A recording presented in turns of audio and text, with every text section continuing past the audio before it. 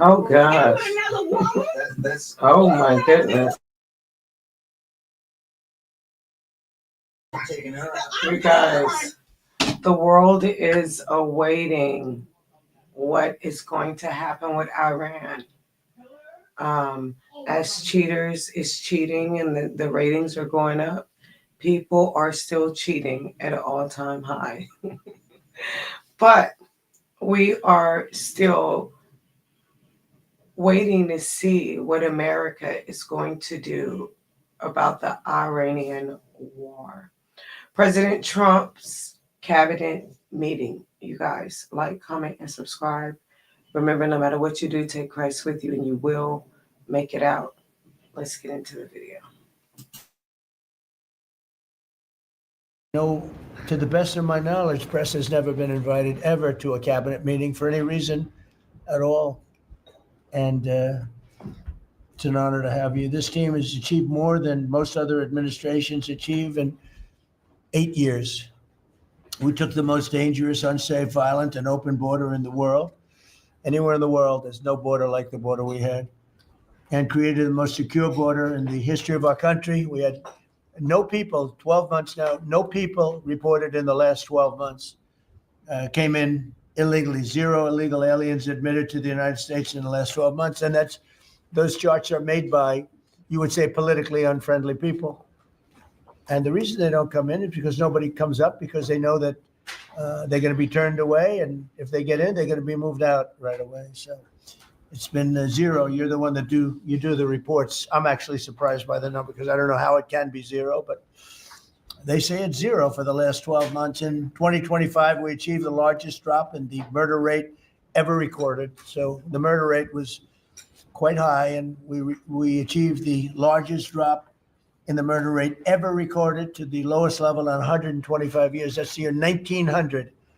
And that's despite the fact that many people came in from prisons and from very rough countries and from mental institutions and from lots of other places, drug dealers, others. They came in illegally during the Biden administration. We've gotten many of them out, but we still have some that we're looking for, quite a few that we're still looking for, but we've gotten over 11,888 murders were allowed into our country. We've gotten a lot of them out. We've gotten some, we put them in jail. We don't even trust the country to send them because they'll come back in maybe. We put them in jail. 11,888 murders, more than half of which have committed more than one murder.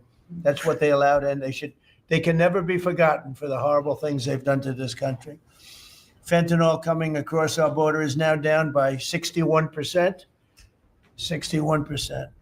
And coming in by water, by sea, by ocean is down 97%. Can you imagine? Thanks to our Republican majorities in Congress, we passed the largest tax cuts in American history.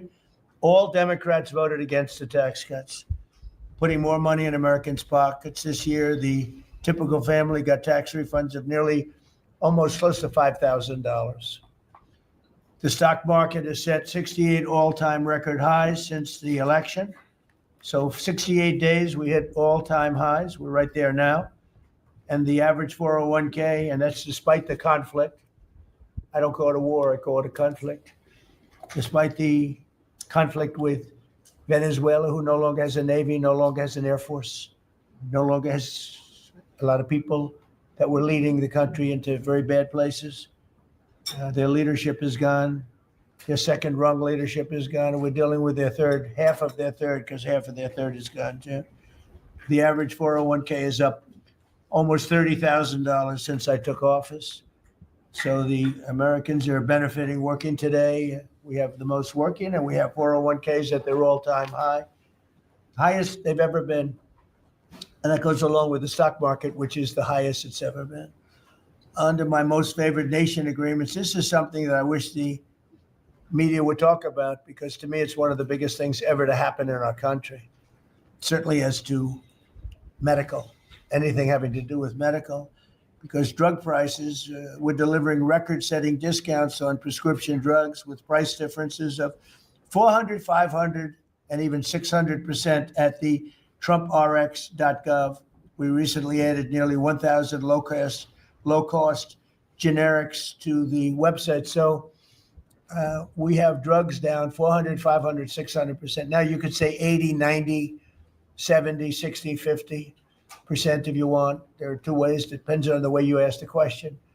But a pill that would sell in Germany or in, let's say in London for $10, we're selling for here for $130.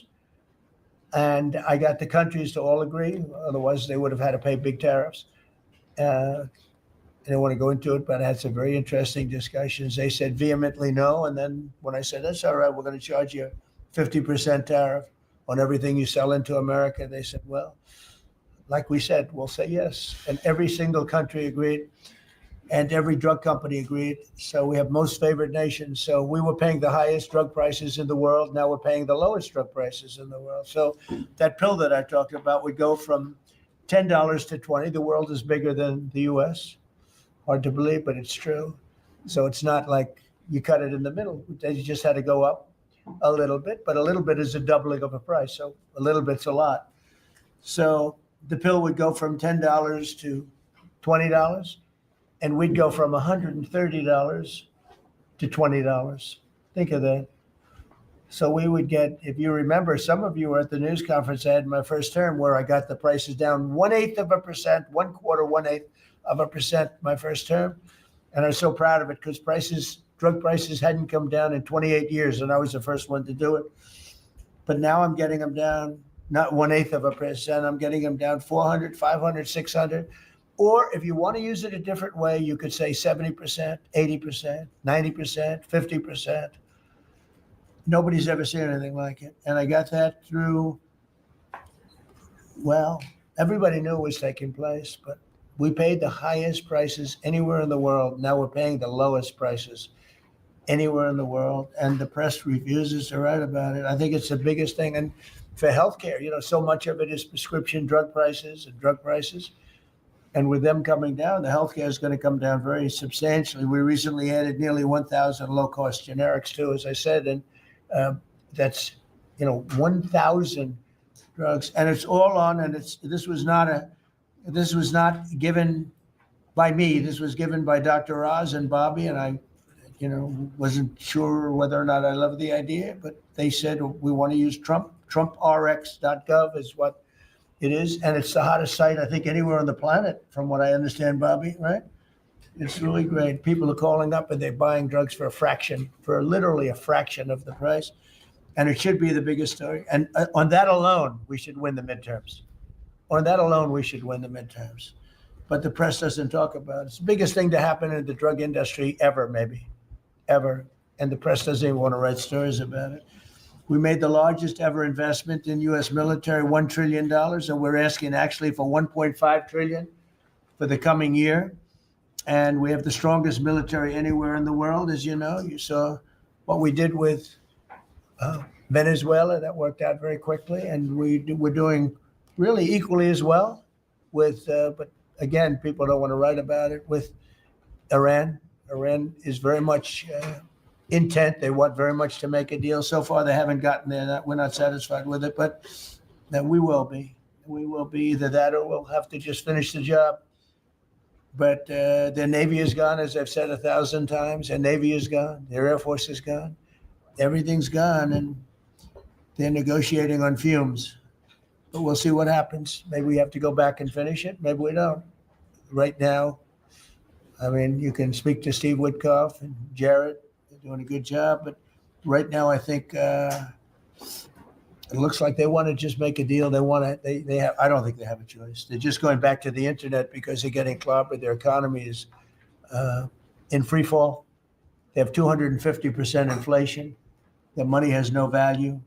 Their whole economic system is broken down. They thought they were going to outweight me. We'll outweight him. He's got the midterms. I don't care about the midterms. Look what happened last night. That was the prelude to the midterms. People understand it. They know that. Very simple. Iran cannot have a nuclear weapon. I'm doing that for the world. I'm not doing it just for us. And we've had great support from other nations, by the way. We don't need it at all, but we've had great support from other nations. The problem is you always get the support when you don't need it. When you need it, you don't get the support. With Operation Epic Fury, our warriors are ensuring that the world's number one state sponsor of terror, never obtains a nuclear weapon, and they won't. Under the leadership of Vice President J.D. Vance, very proud of this, the White House Task Force to eliminate fraud is waging war on waste, fraud, theft, and abuse like nobody's ever seen before. He looks like Elliot Ness. Do you ever see Elliot Ness? I'm telling you, the guys that are up there, Royal Central Casting, they're standing behind. What a group of people. No, it looks like a movie. I'm going to make a movie out of it, I think. And they're finding billions and billions and billions of dollars. And I just said, that's good. He said, you haven't seen anything yet. Just said that. And, if he does really great, we'll have a balanced budget without having to do anything. This is the kind of money they stole. They're crooks. They're thieves. And I hope that Todd is going to do a real job. These are crooked people. These are thieves. This isn't like a mistake. I'm just talking about one person. He got hundreds of thousands, millions of dollars for securing one man, for taking care of one elderly man. He was a service. He got paid millions of dollars for taking care of one man. Total crook. They're all crooks. The Somalians, what they've done to Minnesota, the Somalians, they're crooked as hell. Ilhan Omar, crooked as hell. They're all crooks. And we got them. We got them. Now we're putting the clamps on. But boy, I tell you, that's an impressive group of guys that you have behind you. I was watching that, and a couple of very strong women too. But I was watching that last night. I said, I'm proud of you guys. In 2 months, we've exposed tens of billions of dollars of defrauded taxpayer money, prosecuted numerous fraudsters, Todd, and stopped billions of suspicious payments, very suspicious. Oh, you haven't seen anything yet? Well, you see, I'm getting reports from Todd, from JD. I've never seen anything like it. The kind of just hundreds of billions of dollars was stolen. And no other administration would do what we're doing. They'd let it go. Everybody was getting rich. And I think we have a chance to save Social Security without doing anything to it by just the numbers of fraudulent people on Social Security, people that are 115 years old, 125 years old, getting payments. It's funny. I said, "Oh, do those payments get turned back?" No, they accept them. Well, somebody's getting the payment. It's not a person that's 125 years old, but that's the least of it. The numbers that we're finding out, we have great people at Social Security. We're going to make our Social Security so strong, so good that you've never seen anything like it. We're going to protect. I said right from the beginning, we're going to protect our people on Social Security. If the Democrats ever got in, you wouldn't have said Social Security would be bankrupt. People wouldn't be getting anything. Last week, they took down 2 of the largest Medicaid fraud cases in Minnesota history, as well as the largest autism fraud case ever charged by the federal government. You saw that with millions of dollars just being stolen. Everybody had autism. Everybody had autism. They said. It was incredible, actually. And I've just seen I see what they're doing. You haven't seen anything yet. So congratulations, JD. Be vicious like they are. They're violent people. They're violent, vicious scum.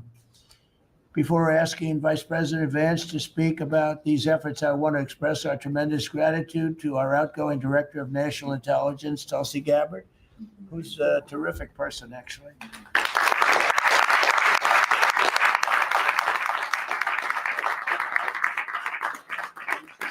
She's come up with some findings that were pretty good. And Tulsi's worked tirelessly to restore trust and focus on the intelligence and with the intelligence community. They all respected her. They listened to her. She gave us leads that were pretty much, people thought they were dead and they weren't dead. They were right there. And she was able to expose a lot of things that we used at the FBI with Cash and with Todd and with JD and everybody else. It was amazing. She dramatically reformed the Office of Director of National Intelligence and cutting the staff by 40%, and she prevented countless terrorists and cartel members from entering the United States.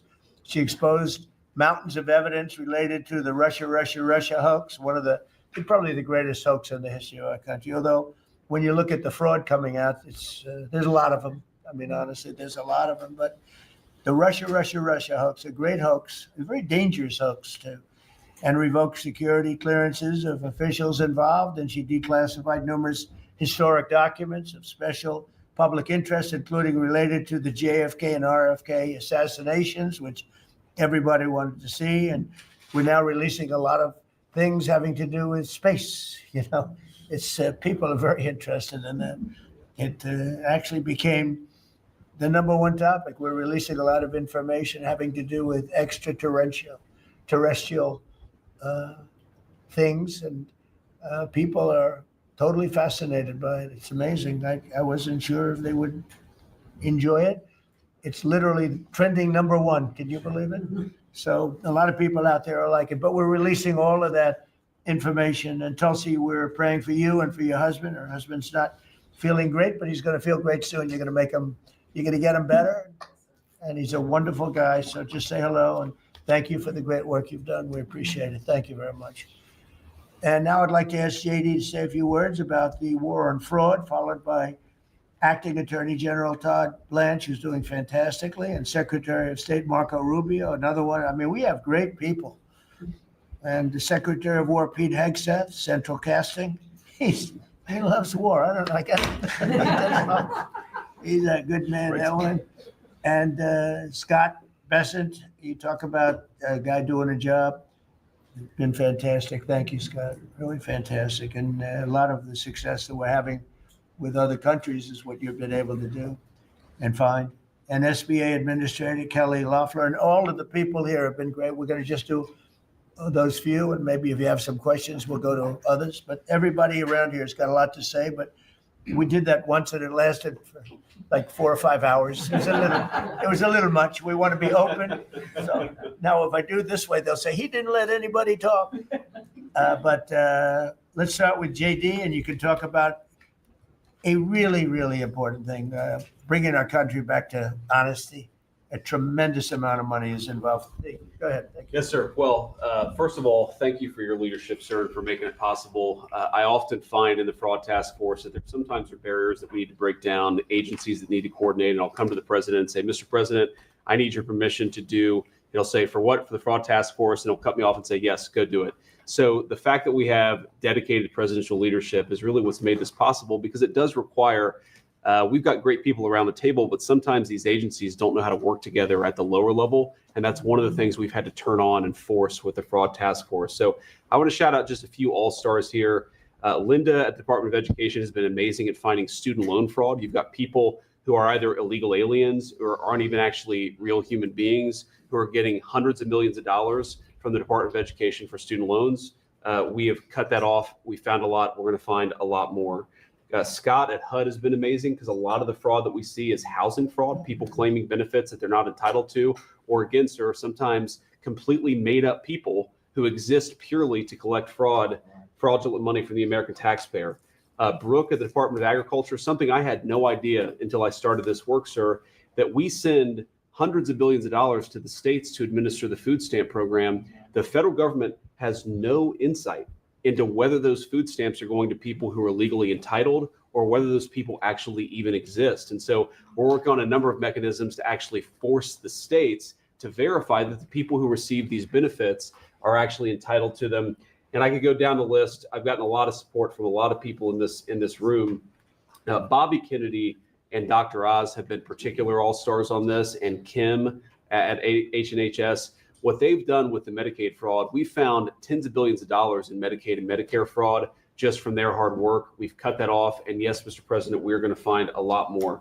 The final thing I want to say, Mr. President, and I know that Todd maybe has something to say about this as well, but I always try to remind the American people, and certainly remind the cabinet officials. By the way, Kelly at SBA has found tens of billions of dollars that were from fraudulent loans that were giving under the Biden administration, and we've now cut that off and recovered a lot of that money. So this has been a whole of government effort, Mr. President. The team really deserves a great deal of credit here. But the final point I want to make, sir, is I always try to remind the American people that fraud is fundamentally a crime with two victims. The most obvious victim are the American taxpayer. They pay their taxes. They expect the money to go where it should go, and that's not happening because of the fraudsters. But there are also victims, people who benefit from these programs that don't exist if we're not actually taking care of the fraud issue. And let me just give one example to build on something you said earlier, sir. One of the people that Todd just prosecuted was a person who was collecting a lot of money from the American taxpayer to take care of elderly citizens, people who worked their entire lives, paid their taxes, should have had dignity and nobility in old age, but it was deprived from them from fraudsters who say that they're taking care of them, who collect a check to take care of them, but then abuse and neglect these people. And particularly one man who died because he wasn't getting adequate care, and that guy was still collecting benefits to take care of a person who he had completely neglected. So not only do you have an American taxpayer who's paying into these programs, you have an elderly citizen deprived of his dignity because we're not going after the fraudsters. Well, now we are. How much money did he get?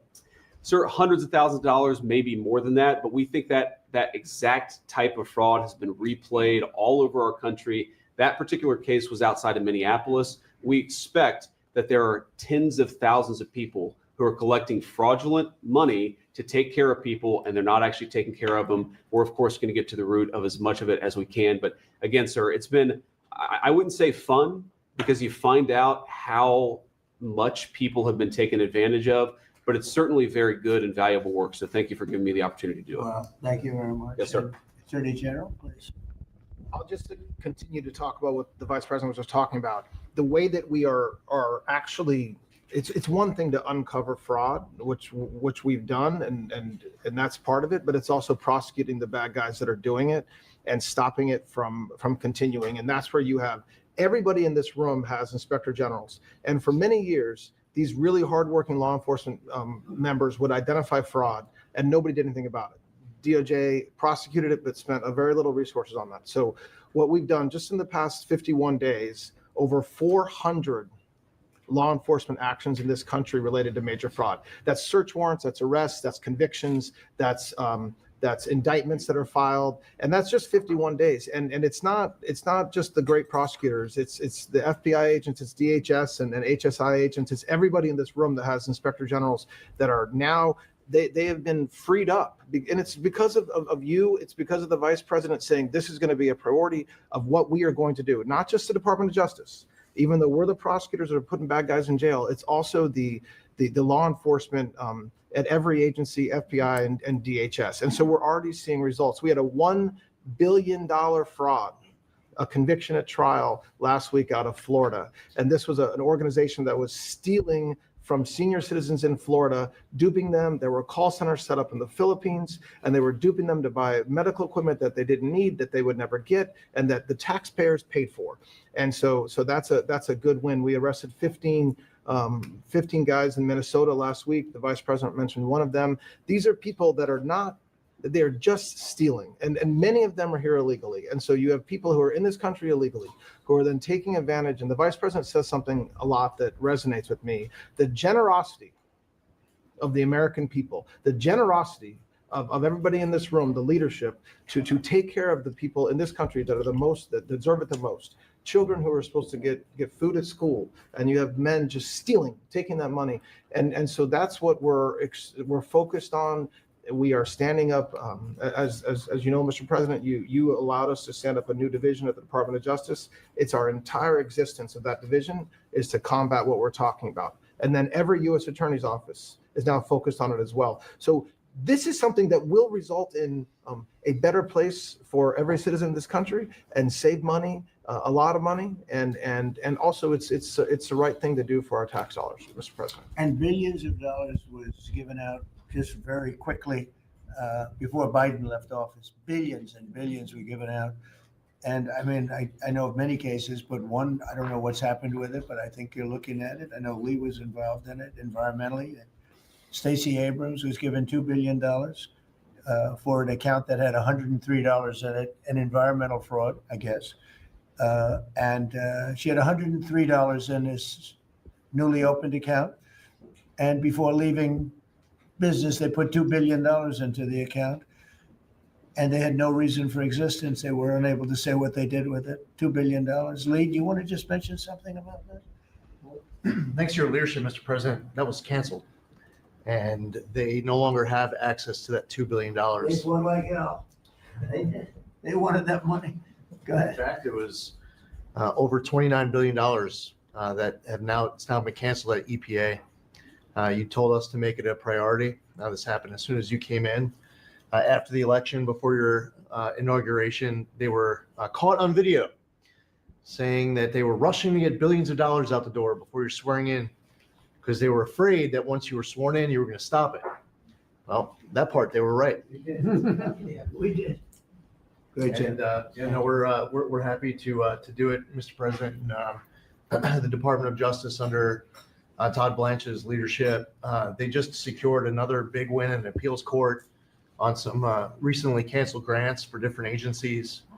So great attorneys making sure that this accountability is delivered over the finish line. It's been a great team effort.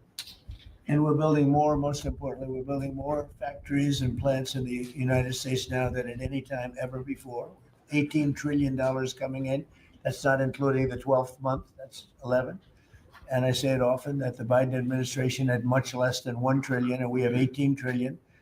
And when those final numbers come up, they'll be even higher than that. That's a record in the history of the world. No country has ever done that. And that money's going into plants, and you are giving them very fast approvals, thorough and environmentally correct, but fast approvals. And you're doing a fantastic job. Thank you very much. Another man doing a fantastic job, I think we all agree, is Marco. You're all over the place, right? I watched you last night in 3 different locations.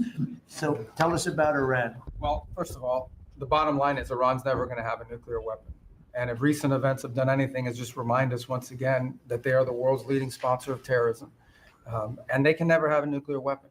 Now, the president's preference, Mr. President, your preference has told us repeatedly, is always to negotiate these things and to figure out if you can have agreements. Diplomacy is always the first option. And we continue to work on that through your envoys, Mr. Woodcoff and Kushner and others, the vice president, who've been very involved. And if there's an agreement to be made, we want that to be made. I think there's been some progress and some interest, and we'll see over the next few hours and days whether progress could be made. I just want to remind everybody, Mr. President, you know this well, you have other options available to you if that doesn't work. But the bottom line is that we prefer the negotiated diplomatic route, and we're going to give it every chance to succeed. I know you're giving it every chance to succeed, Mr. President. But here's the bottom line, because I keep getting asked, what is this all about? It's very simple. Iran and these people in charge of Iran can never have a nuclear weapon, and they will never have a nuclear weapon, and they most certainly will not have one as long as you're president of the United States. On that point, it's very clear. Just 2 quick things I want to touch upon. One, you touched upon the border and security. Part of securing our border is dealing with the people that are in this country unlawfully, many of whom do not want to go back to the country that they originally came from for a variety of reasons. Either we can't send them there or some judge ties us up. And one of the key things we have achieved is now 20 countries have signed third country national agreements, meaning these are safe countries where individuals who refuse to go back to their country of origin can be sent to that country instead. We've gotten 20 countries now around the world who have signed agreements that allow us to deport people to those places. What often happens when you go to the person who's here unlawfully and say, we're going to send you to this third country, is all of a sudden they decide they'd rather go back to their home country instead. So it gives the ability to enforce all laws, and we work very closely with the Department of Homeland Security on that front. Something else that I know is concerning people, because it's on the news, is Ebola. Our number one obligation, we're involved in foreign policy, but even our foreign policy, the number one priority of our foreign policy is to protect the American people. We cannot and will not allow any cases of Ebola to enter the United States. And so the State Department and other agencies represented here, the Centers for Disease Control, HHS, others are working very, very hard to contain this crisis to the countries where it's currently located, particularly the Democratic Republic of the Congo. And so we've surged assistance to make sure that is being contained there. And obviously, multiple agencies involved here are also very involved in tracking people just to make sure that nobody comes into this country that has Ebola and creates a problem for us.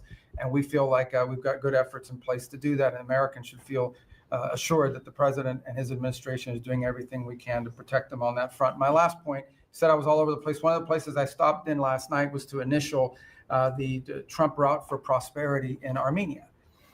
This is a key linchpin of the peace deal that you were able to achieve between Armenia and Azerbaijan. Right. And in addition to that, we also signed a critical minerals MOU with them and a strategic engagement one as well. So just a reminder of another war you helped to settle, Mr. President. But from that now we are seeing the emergence of a great new relationship with Armenia that really had grown stagnant for a very long period of time. So we're doing well on that front as well. Thank you. And could I just ask you, Cuba and Venezuela, what's going on there? Well, interesting. On Venezuela, that process continues, that three-phase process, of obviously stabilization, recovery, and transition. I would just say, just since January 3rd of this year, okay, and I think this number's right, and Chris or Doug can correct me on this, but I think over 10 million barrels of Venezuelan oil have been delivered to the United States since the 3rd of January.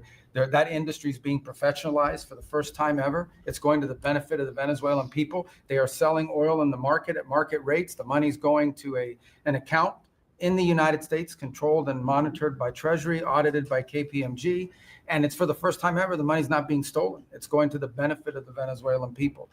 Cuba's in a lot of trouble, because unfortunately for them, it's run by a bunch of incompetent communists. And being communist is bad. Being an incompetent communist is like the worst. And but the country's been taken over by this company called Gaesa that basically controls 70% of the economy. None of the money in that company goes to help the Cuban people, none of it. So we'll be talking to them. We'll be working on it. We want something good for the Cuban people, and hopefully there'll be a good outcome there for them. There needs to be. It's 90 miles from our shores. And having a failed state 90 miles from our shores is a threat to the national security of the United States.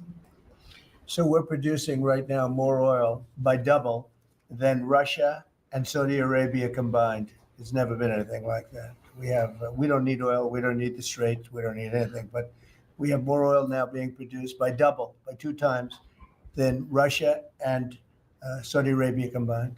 It's a great stat.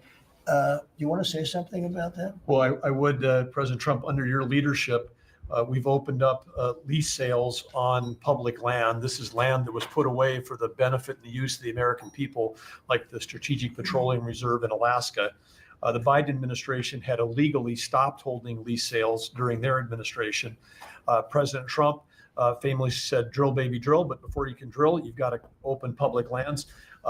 Between the lease sales that have happened in the Permian, in the Bakken, and on the North Slope, just since January of this year, it's over $4 billion of revenues come into the Treasury. That's 13 times more than the Biden administration brought in on lease sales in the entire 4 years they're in office. Sir, your policies brought that in 5 months. So with that, a lot of excitement, a lot of activity. We also inherited just in one district in Carlsbad, New Mexico, 5,600 unprocessed applications to drill for oil and gas on public land. And when we're drilling on public land, those companies pay a royalty, and that money comes to all of our citizens, and it goes to local school districts, and it goes to states. It is the core of the economy in parts of our country. The team down there working for the Department of Interior, Bureau of Land Management, has dropped that by 91%. It's one of the reasons why they had a record lease sale. It's because now people go, I can bid on federal land and I'm going to get a permit to drill, and it's not going to take me 5 years to get it. I'm going to get it in a month or less. And so it's exciting to see your vision. And of course, with this energy dominance, us, as you just noted, largest oil producer in the world, largest natural gas producer in the world, largest natural gas exporter.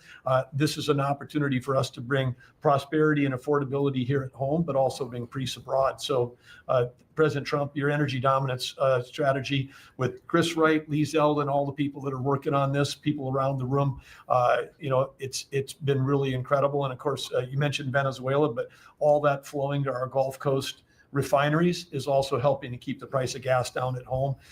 So again, it's an amazing transformation. Bottom line is the center of geopolitics around energy has moved from other parts of the world to the Western Hemisphere in the last 5 months. You turn Venezuela from a sanctioned adversary into a strategic ally in 45 minutes. Never happened in history before. And what's going on in Alaska? When I was there last week in Alaska, the North Slope, 80,000 barrels a day coming online at Pico. That wouldn't have happened with you. It's up by Willow on the North Slope. That's going into the Alaska pipeline. 20% increase just off that one field. So amazing work. Energy's a high-tech industry, and those guys are crushing it, and they're loving the fact that they can provide affordable, reliable, secure energy for America. And we're working very hard in California. You know, a lot of people don't know this, but California has tremendous oil reserves. Used to be number 3 in the nation. and the radical left has just wiped it out. And we're working very hard to get that open again and get it so the people, their gasoline prices, their lack of energy is just staggering. It's staggering. And we're actually making very good progress. Even people that were against that at one point, now they're saying, wow, that'd be great. But people don't realize it was one of the, right, Chris? It was one of the top drilling states, one of the, I would say in terms of reserves, as among the top in the country. Nobody thinks of that with California. Everything was just closed down, really violently closed down. And we're opening up some of it, and we're being met with actually great spirit because they're paying so much for gasoline that they don't have to be doing that. And they have a very incompetent group of leaders, like grossly incompetent. So I think that's going to be something. On a slightly smaller subject, while Doug was speaking, Department of Interior, he and his people have done a fantastic job on DC. DC is looking beautiful. The fountains are almost all open. We had 28 of them. And we have one in particular, a very long lake, we call it, a reflecting lake between the Lincoln Monument. Nobody's ever seen anything like it. You take a look at between Lincoln and Washington, you have the longest, like 2,400 feet long. That's longer than the tallest building in the world if you set it on its side. And it's almost 200 feet wide. And actually, it was built in 1922. And from 1922 on, it really never worked.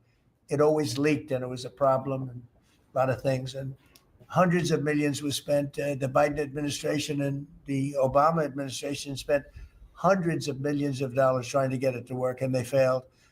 And we'll be spending, you'll give me a number, but I think it's a very low number. It's like in the number that we originally talked about, where we cleaned it, we fumigated it. We had 10 major truck dumpsters of garbage taken out. Can you believe it? A friend of mine came in, very substantial person from Germany, wanted to see the Washington Monument. I wanted to see the Lincoln Memorial. He said, I look, but that horrible reflecting pond is disgusting. It's filthy, dirty, and disgusting. I said, really? I drove down. I said, Secret Service, let's take a drive. And we went down. I said, that's terrible.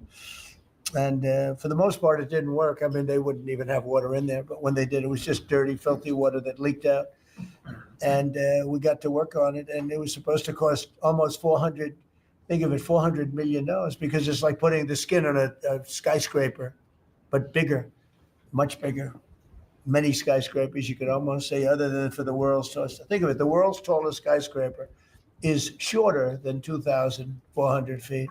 So we went to work, and over the years, I built hundreds of pools. I build them every time I built a building. I always like to build Olympic-sized swimming pools, and I was very aware of swimming pool, what goes into making a swimming pool. It's not as simple as people think.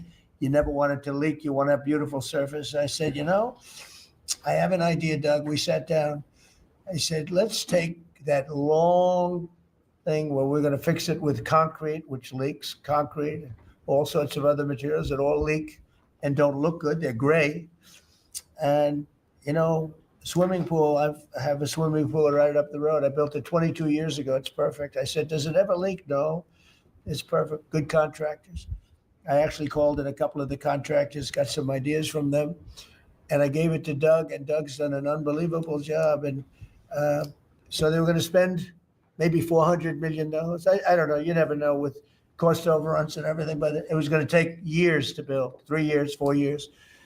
And we'll have it done before July 4th, substantially before July 4th. If we didn't have such bad weather the last 4 or 5 days, we could have been almost done. You can't do the substance of the rain. And what they did is they cleaned it. They took out, as I said, more than 10 dumpsters of garbage, shovels. It was disgusting.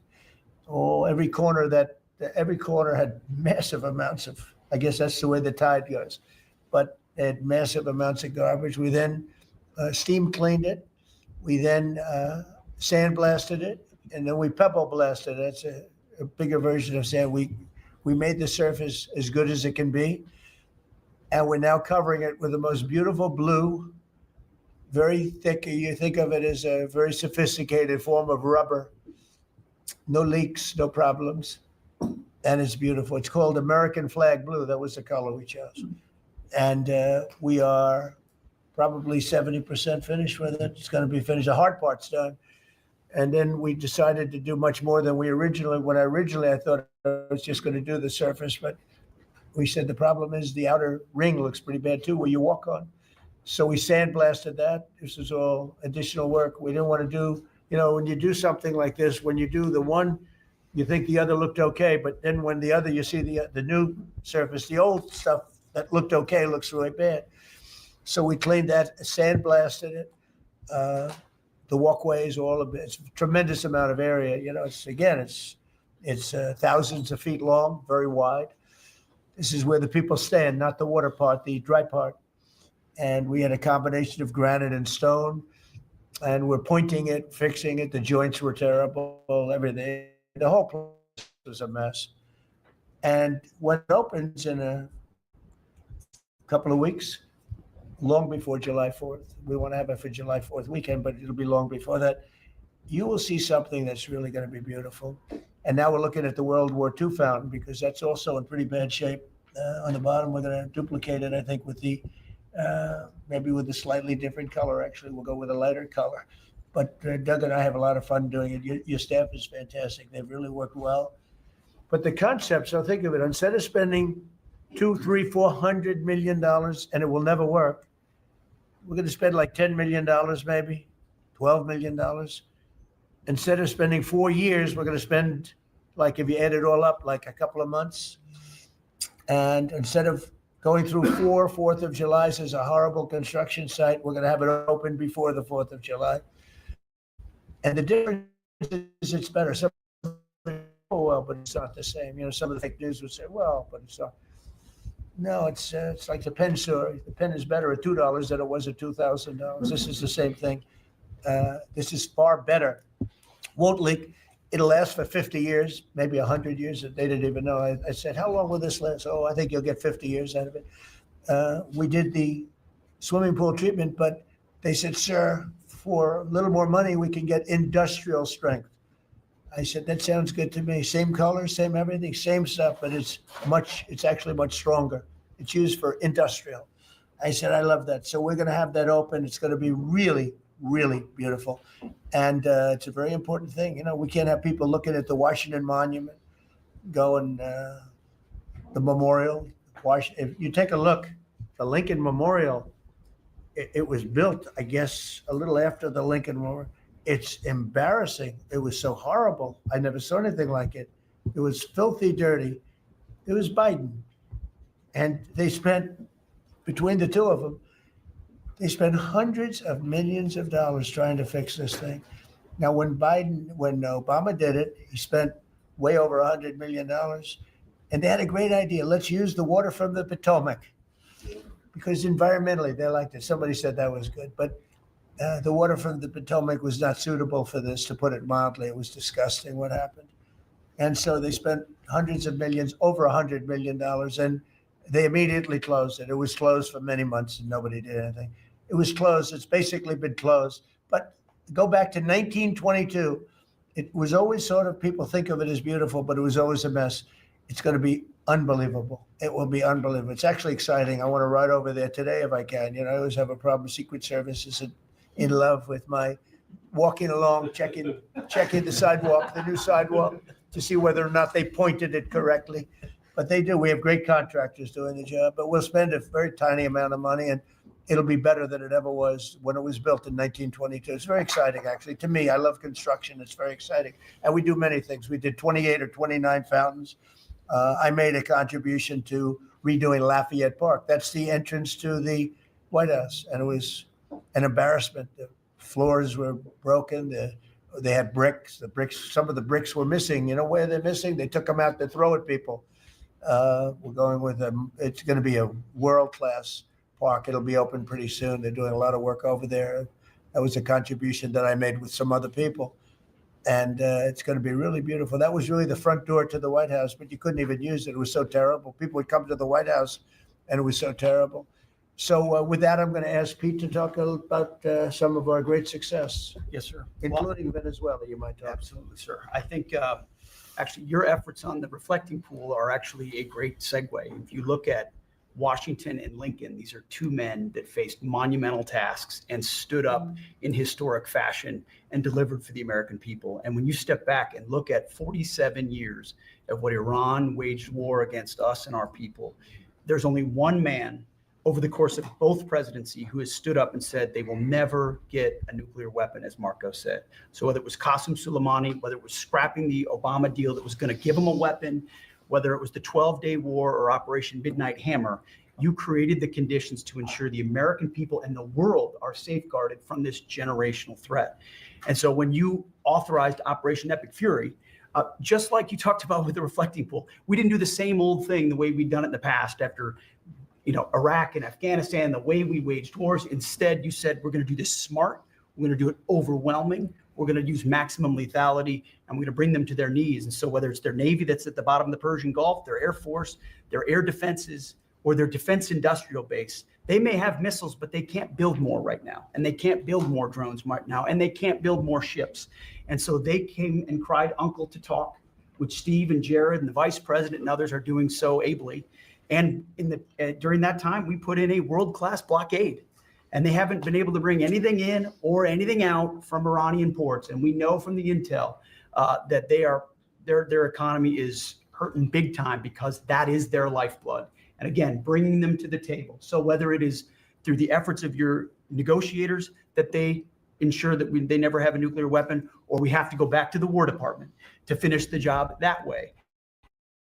We're prepared to do that. And I think even our reach on the dark fleet of Iranian tankers, no Iranian tanker around the globe is safe. We've seen seizures all around the globe, again, choking off their economic lifeblood. But all of this is possible, Mr. President, thanks to the investments that you've made in this department, firing on all cylinders. For the second year in a row, we're at historic recruitment rates. Last year, we said that here. This year, we beat it even faster. The American people are excited about what you're bringing to our department. Our defense industrial base, $50 billion in private investments. Because of the meetings you've held, defense manufacturers are investing in new plants and new manufacturing, new production lines, so that we're getting weapons faster than ever. And then the $1.5 trillion that you've committed to the department going forward, that's 1 million American jobs, 1 million American manufacturing jobs. That's Golden Dome for America. That's F-47. That's B-21. That's 50 billion in drones. We're going to lead the world in drones, shaving years off of production of all of those, everything under budget and ahead of schedule, which is what the warfighter deserves. And we saw it. You mentioned Venezuela, Mr. President. You saw it on display there. Think of the fact that our Southcom commander just landed via helicopter at our embassy peacefully at the welcome of the Venezuelans, because we're now partnering with them, hopefully, even on the counter cartel mission as we secure our hemisphere. So we've secured that southwest border. We're going to war with the cartels through the America's Counter Cartel Coalition. Venezuela is a big part of securing our energy future and defending the homeland. And then I just want to note one more thing to give you a sense of how committed this president is. Maybe a year ago, he heard the call of Nigerian Christians who were being targeted and killed by ISIS in Nigeria. And he said, Pete, I want the War Department to focus on ensuring that we do everything we can to protect those Christians. Partnerships like that can take time behind the scenes, but he never wavered on it.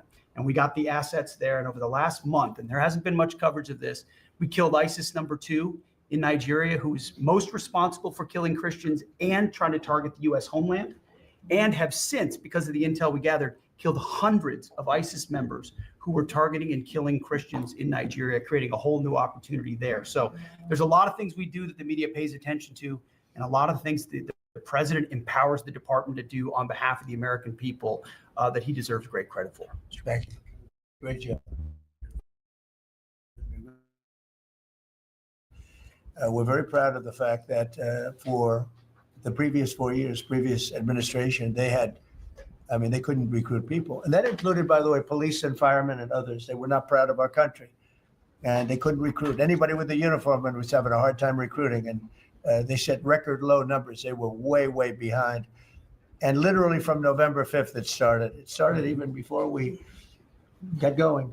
But from the time we won the election to now, we've had numbers of recruitment, the likes of which we've never had. Record recruitment in every single branch. And that includes police and firemen. record recruitment. So we're very proud of that. Thank you. Great job. Thank you, sir. Kelly, please.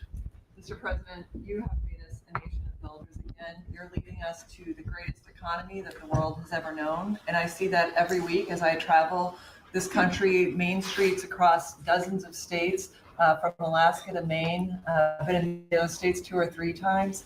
I hear it everywhere I go. Please thank the president for putting us back on track. They thank you. They love you. They want more of what we're doing: tax cuts, deregulation, fair trade, energy dominance. Small businesses are spring loaded, and we see that in the job numbers. In the last 2 months alone, we've created over 300,000 private sector jobs in this country. Most jobs are created by small businesses, 2 out of 3. And small businesses, as you know, make up 99% of all businesses in this country and account for half of our GDP. So when that part of the economy is finally working again, they've gotten out from $5 trillion of regulation that the Biden administration put on hardworking small businesses. They penalized growth, investment, hard work, and success. But thanks to the working family tax cuts that every single Democrat voted against, hardworking families, the welders, the waitresses that I meet on factory floors across this country, from Pennsylvania to New Mexico, where I'll be tomorrow. Brooke and I are going to Arizona tonight. So we see this everywhere we go. It's one of the most underreported stories in the media. Main Street is back, and that's because America first. I'll tell you the other thing about fraud. Small businesses are particularly hurt by the fraud because they're some of our biggest taxpayers in the country. And they show up every day. They work hard to provide for their employees, to build their businesses. They're doing it the honest way. And they see fraudsters taking from the American people. It's taxpayer money. And so you think about, at the SBA, we found $200 billion in fraudulent PPP loans that the Biden administration tried to hide and forgive and sweep under the rug.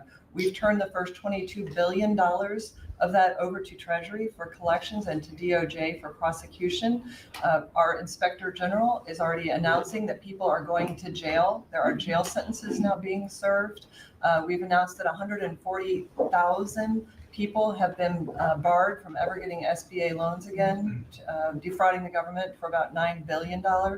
So we are going to continue our work under the great leadership of Vice President Vance and appreciate the partnership because it's really accelerated our ability to get the job done. But then just back to small businesses, we have record business formation in this country. That's another story that the media won't tell you. Over 500,000 businesses on average a month this year. So it's not just record people working, strong job creation, business formation at all-time records in this country. But we have manufacturing expansion, 4 consecutive months. That means that's a leading indicator, meaning that we have expansion coming. Another story the media won't tell you, 98% of all manufacturers are small businesses. 75% of our defense industrial base is small business. They're our main exporters. And so America first, free trade, fair trade, deregulation, tax cuts, and energy dominance is helping workers on Main Street. And that's why they tell you to tell me to tell you, Mr. President, thank you, and they love you. Thank you very much. Great job. Thank you, Kelly. And I just say, we went to China last week. We had an amazing meeting with President Xi. The relationship's very good. We're doing a lot of business with China now, but it's not where they were ripping us off for years and years. They ripped us off like nobody ever got ripped off. Now it's a very profitable business that we do with China. And they respect our country again. We have the strongest military in the world by far. They respect our country again. Scott, please. Sir, on the economy, 2 words: resilience and prosperity. The continued resilience of the economy speaks for itself, even during the Iran conflict, and it speaks to the strength of your leadership. Pro-growth policies are creating conditions for American families and businesses to prosper. We're entering the second half of our 250th anniversary year with renewed optimism and momentum. It has never been a better time to be an American. And as you said earlier, we have a record number of Americans working. The economy that you are building is not only strong, but secure and resilient and better positioned to compete globally.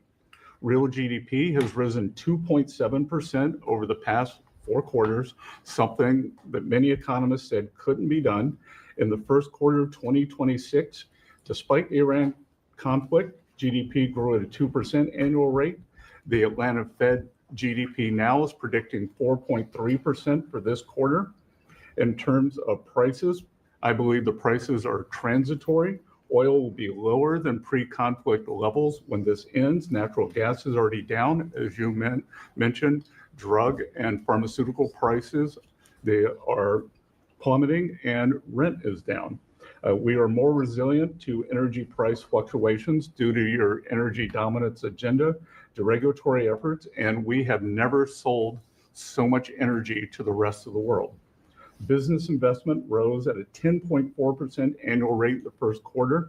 Capital expenditures and business equipment rose more than 17%. And that is as a result of the tax bill and tariffs. Jobs related to commercial construction, factory construction are up 90,000 since your inauguration. In the past 2 months, the private sector, as Kelly said, has added 313,000 new jobs. And those are private sector jobs, sir, including 13,000 manufacturing jobs. We have construction jobs. We're building the factories, and those will turn into manufacturing jobs. The stock market has hit new highs. The stock market lives in the future. It is seeing on the other side of this conflict, it is a strong symbol of optimism for the future. Corporate earnings are high, and wages are doing well. For the tax season, we had the best tax filing season in history, which is a victory for Main Street. The average refund was nearly $3,300, 11% increase from last tax filing season. And importantly, 62 million returns had one of your 4 signature policies: no tax on tips, no tax on overtime. They reduced taxes. 85% of our seniors paid no taxes on Social Security, and the deductibility of auto loans for American-made cars. For what I believe is the most important government benefit for young people since the GI Bill, the Trump accounts. The app will be available on all major platforms tomorrow morning, and it will place the American dreams into the palms of the hands of parents and children. Nearly 6 million kids have been signed up for Trump accounts, and they will launch on July 4th, and it will be a great symbol of the 250th anniversary. Main Street prosperity, workers have seen positive wage gains. The unemployment rate remains low at 4.3%, and private sector job growth is strong. So just to reiterate, resilience and prosperity have been the marks of your second term. It's been great. It's been amazing, actually. Any questions? Thank you, Mr. President. Iris Tao with NTV Sister Media with the Epoch Times. We've done a lot to clean up DC and fight crimes here. And as a lot of Americans and people from all around the world are coming to the nation's capital ahead of the major 250th birthday events here, how important is it for you to really keep delivering on these results, but also what does it mean for America's identity on the national and international stage? So I'm very proud of DC because when we came here, a little more than a year ago, it was a very dangerous place, and now it's a very safe place. It's been incredible what's happened as you see the crime numbers. We had restaurants closing up, and nobody wanted to go to a restaurant. They were afraid to walk to work. It was very, very dangerous place, very unsafe, and now it's a very safe place. We brought in the National Guard. We worked with Cash and the FBI, and Janine is doing fantastically, and Todd, everybody. And it's now a very safe city, and people are pouring in, and you see the grass is all beautiful. We put a lot of new grass in because, you know, like people, grass has a life too. And this grass, and it was up a long time. But the waterfalls we talked about and the fountains are, most of them are in the final stages or fixed. People are writing me letters. People are talking about it. We have some of the most beautiful fountains in the world, and there wasn't one, not one, that worked. We had 29. Out of the 29, not one was worked, in addition to the reflecting pool, which is even, you know, that was the big one of them all, but that was a disaster. So with all of that, and this place is looking beautiful. I rode through it yesterday, where the fences are down. The homeless aren't staying here any longer. We're helping them out, but we're not, we just can't have them in the nation's capital. And when foreign dignitaries come in, they're saying, the first thing they say to me, this place has really changed. They saw that it was going down, our whole country was going down, just like DC was going down. And as you know, the restaurants were closing up. There weren't very many restaurants, and now they're opening up. You can't get a space, and everyone's going out to dinner, and they're safe. And we have the national security, and we have the National Guard, and we're going to keep them. You know, I want to, by the way, just in case I mentioned, keep them.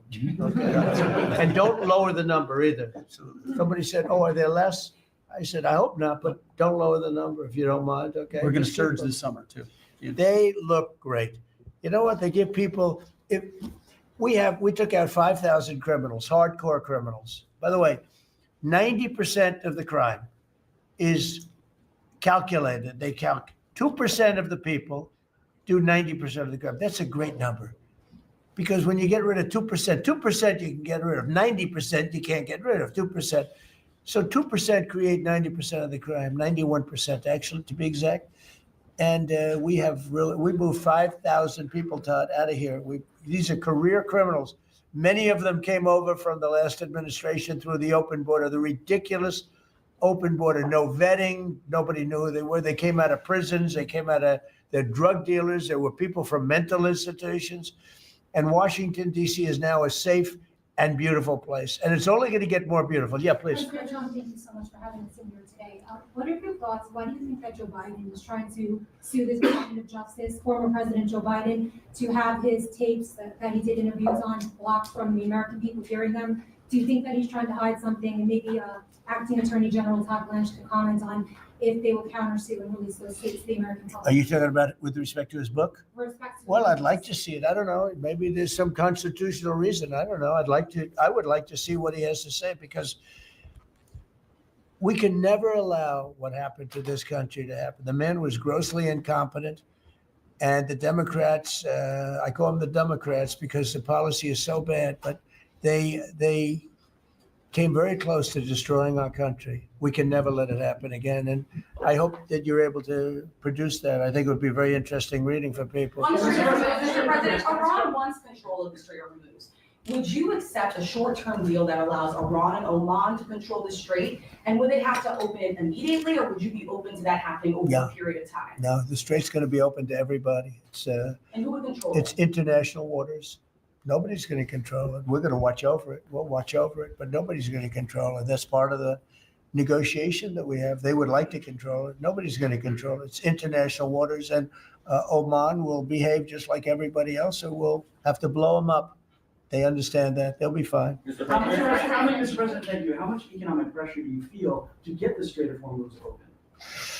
Well, you have to say, the United States has so much oil that we are an exporter of oil. So we have plenty of oil. We're very lucky. We're blessed with the greatest piece of land in the world from that standpoint. And we have more than anybody else. And now when you add Venezuela to it, we have, I think, 64% of the world's oil. And we're getting along very well with Venezuela, by the way. It's being run really beautifully. The big companies are moving in. It's going to be amazing, because it's also like us. They're very blessed in that sense. But we have natural energy that no other country has. We have more than anybody else. So it's really a world problem, because most of the world doesn't have that. And we're making it available. During the closing, I don't know if you've seen some of the satellite pictures, boats, hundreds of boats lined up. It looks like, I used to say, the Long Island Expressway with cars.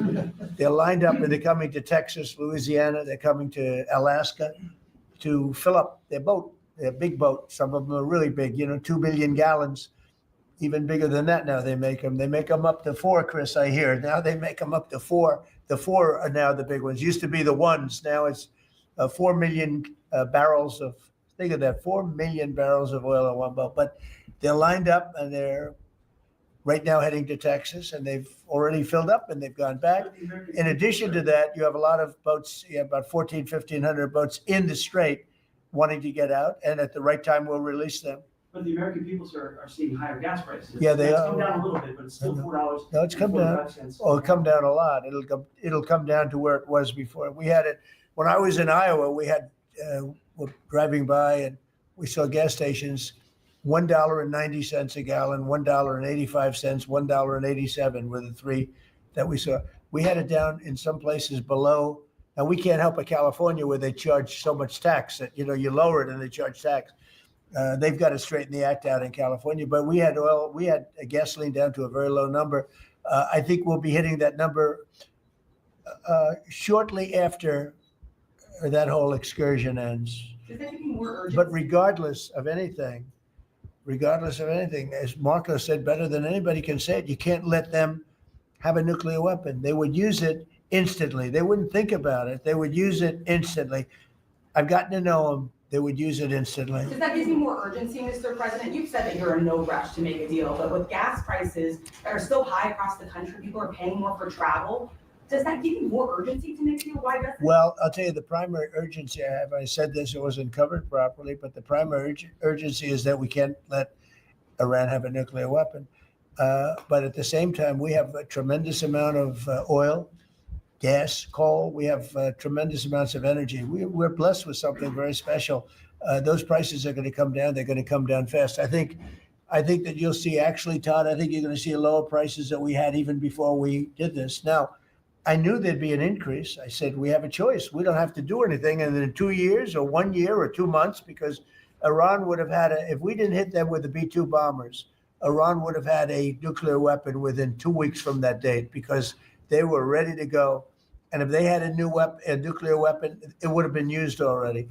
It also would have been used had I not terminated the Obama deal, the Iran nuclear deal, as we call it. That was in my first term. Had I not terminated that, they would have had a nuclear weapon a long time ago. I would say it was a guarantee that it would have been used, and it would have blown up Israel. It would have blown up the entire Middle East, and that's never going to happen. Yeah, please. Mr. President, on the shooting in Iran, would you be comfortable with Russia or China taking their stockpile of highly enriched uranium and have they offered? No, I wouldn't be comfortable. Mr. President, That would not make me comfortable. is the U.S. considering easing sanctions on Iran to allow Iran to sell its crude to market? No, we're not talking about any easing of sanctions or giving money. No sanctions, no money, no nothing. We have control of money that they claim is theirs. We'll keep control of that money. When they behave properly and when they do what's right, we'll let them have their money. But right now, we're not doing that, and it's not. One thing is not contingent on the other. Mr. President, on the shooting last weekend, it came barely a month after the third assassination attempt against you during the White House Correspondents' Dinner. What was your reaction when you first heard about the latest shooting, and what gives you the courage to really keep doing your job effectively without thinking about these threats every day? Well, I can't think about it because if I thought about it a lot, I wouldn't be a very good president. I wouldn't be here, probably. I'd be up in some room with a locked door and say, just leave me alone. So I can't really think about it. It's just something that it's a sad part of life. It's a dangerous business. What I'm doing is a dangerous business. And they say, and look, we have been maybe the most consequential, but we certainly have been one of the most consequential. This group has been a very consequential administration. And they say if you're not consequential, you don't have so much problem. If you are consequential, you do. So you have to look at that. But it's a shame. It's a very sad fact of life. Look, anybody in office, not only in this country, in other countries too, but when you are a consequential president, your life is in grave danger. I knew that. Yeah. Mr. President, how would you characterize the current state of the talks with Iran? I guess if it were a football field, what yard line would you be on? Well, I think we're doing very well. They are starting to give us the things that they have to give us. And if they do, that's great. And if they won't, then the man on my left is going to finish them off. Is there a time frame in your mind? What? Is there a time frame in your mind for? I mean, it happens quickly. The problem is every time I mention a time frame, for instance, I see, we've been doing this for a few months. Vietnam lasted 19 years. Korea lasted 8 years. Afghanistan lasted many years. They were all many, many years. And we're into it for a few months. And I read about you people like you. What's taking so long? But we're in it. We lost between two big wars, Venezuela and Iran. We lost 13 souls, 13 great people. Met the parents, great people. And it's a terrible thing, but 13.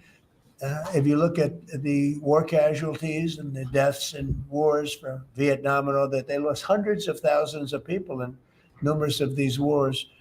We're very cognizant of that. We want to lose very few. We want very few to be injured. We're very careful. But war is war. War's dangerous. But we've lost 13. I saw the Democrats took an ad putting in the 13 people that were lost. And when you look at hundreds of thousands of people that were lost in the Middle East, Iraq, all the different wars we were in, we have done an amazing job. With that being said, I hate to lose 13. I hate to lose one, but we've been very capable. I mean, when you think of it, we took over Venezuela in one day. We have done a similar job, but we said, well, give them a little chance at the request of somebody that we greatly respect from Pakistan, the field marshal and the prime minister. They've been great. They asked us, would we pause the war for a little while because they'd like to, so we'll do that. But we had them beat. They're, no better now.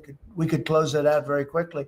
If we can do it in a different way, that'd be good. If we get everything we want, but we could close that out very, very quickly, and we may have to. I don't think so, but we may have to. Mr. President, ask about the World Cup, if I could. Yeah. The U.S. spent a lot of money getting the World Cup here and increasing the infrastructure. Does the economic benefit outweigh the cost? No, the World Cup is great. It's the most successful they've ever had, ticket-wise. They've never had anything that sold so quickly. It's amazing because it's the United States. You don't think of I call it soccer. It's just easier to do because we have football and they have two footballs, right? They call it football. But most people never thought they'd see anything like that. The World Cup, it's turned out to be the most successful World Cup from the standpoint of what's happening than they've ever had. Yeah, please. Thank you so much. Rowena Ortiz with Turning Point USA. I have one question for you and one question for Vice President J.D. Vance on fraud. What's your message to the New Jersey leaders pushing back against ICE operations at Delaney Hall? About ICE? Yes. Or about NICE, as I call it, NICE. The NICE facility. I'd love to change the name, call it NICE. They do a great job. And it's all paid for protesters. You can see by the signs. The signs are all made by the same beautiful factory. It's a printing plant. In fact, I'm thinking about using it. They do such a nice job. These aren't protesters. These people are fake. They're all paid for. And I will tell you, Tom Holman and that whole group, and now Mark Wayne is so incredible. Mark Wayne, do you want to just respond to that? We run the finest facilities anywhere in the world of their type. But we have some horrible killers. We have killers. We have guys that have murdered numerous people in there. And these are the people they're trying to protect. There's nobody that runs a facility like we do. Mark Wayne? Yeah, it shows that this radical left Democrats' priorities when they decide to go out and protest a detention center where we're housing rapists, child predators, murderers, drug dealers, and they choose Memorial Day of all the time to go protest something that they say that they're that it's because they're on a hunger strike when there was only a handful of individuals that was refusing to eat because they want their ethnic group or their ethnic right food. Well, they can go back to their country and get whatever food they want. The fact is we're giving them the calories they want. This isn't Holiday Inn. We're giving them sanitation. But for the Democrats and the governor, like Governor Sherrill and Senator Kim and Senator Booker, to go out and do something like this of all the days is very frustrating. And we see Antifa signs are literally out there. The local police literally refusing to respond. They barricade it, not allowing our employees to come in and out. ICE has to go out there, remove the barricade, and then you have one of the senators complain because he got splattered with a pepper ball. I'm sorry, you probably should have been there. One thing I'll say about that, the local police, I know a lot of the New Jersey police, they're phenomenal. They love us, but they're told not to do anything. That's right. They love us. They love him. They even love me a lot. And I'm in New Jersey a lot. It's great. I mean, I think it's a great place. It's got a group of people running it now that are having a hard time, but they really like this administration. They love this administration more than any administration they've ever had. And they're thanking me all the time. And, I see those guys going up and down the Jersey Turnpike with their big, beautiful hats on. I say, I'd like to look like that someday. They're great. No, these are great people, and they love him, and they love ICE, and they love the Border Patrol. and they're not allowed to talk to anybody. It's like, but it all comes from the top. They have to follow orders. They want to keep their jobs. Are you expecting Congress to pass a federal gas tax holiday? A gas tax holiday? Yeah, to suspend federal. Well, it's something we might talk about. Let's see what happens over the next week, 2 weeks. A lot of good things are happening. No, I was invited to I was going to go on Wednesday, but they closed it out very quickly. They're great. And Jim Dolan's a great guy. He's, as you know, owns and in charge of Madison Square Garden. He's having a good year. Boy, what a team. They win all their games. They have some great players. I think I'll be going to one of the games. I was invited by numerous people and Jim, and I think I'll be going. It's great to see it. You know, the Knicks have really, they've really suffered for years, and they're doing right. They're doing right now very well. Would you accept an agreement with Iran that just calls for further talks on uranium? Or No. The only option? No, the basics. No, I would for some of it, because it's a memorandum of understanding for speed. And one of the things that will happen is the strait will open immediately, but it's got to be perfect. I'm not going to do this. I didn't do this to get a crummy agreement. The worst agreement ever signed was by Barack Hussein Obama. What a horrible agreement that was. It was a setback for this country, for the whole world. The Middle East would have blown itself up. No, I would like to have the countries we were talking about with Saudi Arabia, UAE, Qatar, and the others. We'd like to have them immediately join and Steve Witkoff is working on that with Jared and some others, but would like to have them join the Abraham Accords. It'll be historic if they do it. And we would, I think they owe that to us, to be honest. I think, because that really would be a tremendous sign. And I think those countries owe it to us. Steve, are you going to get them to sign? We're definitely pushing it. I'm not sure we should make the deal if they don't sign. You want to know the truth. If they don't sign to join the Abraham Accords, I don't know that we have countries in there already. UAE, great countries, bold countries. And it's turned out to be so good, so effective. And so we're, requesting strongly that they join. It'll be great. It'll be great for Saudi Arabia. It'll be great for Qatar, Kuwait, the whole group. So the Iran deal might be contingent on more countries joining. I don't know. I don't want to say that. I'm not going to give you, what's contingent, what's not. I can say that we can make a good deal right now, but maybe not a great deal. And if it's not a great deal, we're not making it. So because we can make a great deal with this guy right here, and but it's it's a lot nastier. Probably wouldn't go as quickly. We wouldn't be talking about as quickly, but it would be foolproof. But I think we're doing very well, Steve. I think we're doing pretty well in terms of the negotiation, but we'll see. If it's not going to be a real deal, because Obama had that horrible JCPOA, whatever it was the worst deal. It was a path for Iran to have a nuclear weapon very quickly. Years ago, they would have had a nuclear weapon. We might not be here talking about it right now. They would have had a nuclear weapon. And frankly, Obama picked the wrong country. He should have picked another country. I won't tell you what it was, but he picked the wrong country when he picked Iran. But we have things understood now with Iran. It's been nasty. They've lost their leaders. And it really is regime change. We didn't set out for regime change, but by the fact that we're dealing with a totally different group of people than we were at the beginning. And frankly, I find them to be much more reasonable. I actually find them to be smarter, but I find them to be much more reasonable. This is regime change. One regime is gone, another regime is gone. We're dealing with the third. Pieces of it, because some of them are gone too.